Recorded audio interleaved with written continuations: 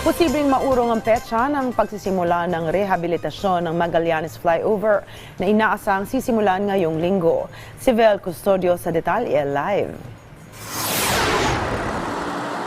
Rise and Shine G, nagkaroon na ng pagpupulong ang DPWH at Barangay Magallanes South para sa pagsisimula ng rehabilitasyon sa ilalim ng Magallanes Flyover dito sa Makati.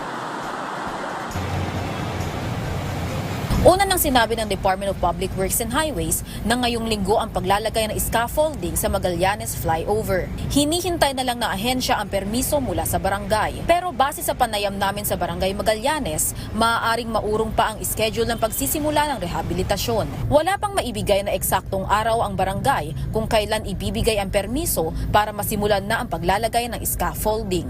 Sa ngayon, wala pang mga nakaabang na gamit para sa rehabilitasyon. Sisimulan ang rehabilitation work sa pundasyon nito kaya hindi apektado ang mismong flyover. Bahagya lang maapektuhan ang U-turn slot kaya asahan ng masikip ang daloy ng trapiko sa bahaging ito.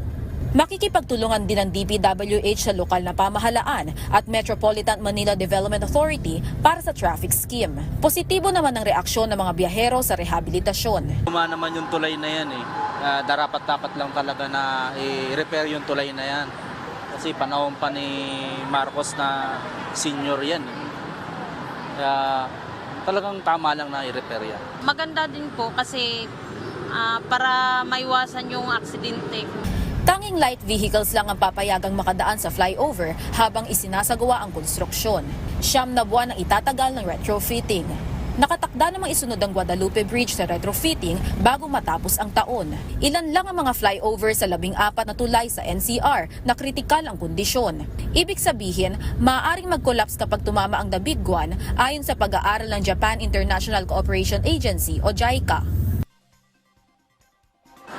Paglilinaw ng DPWH na hindi muna nila isasara ang flyover kapag nagsimula na ang rehabilitasyon.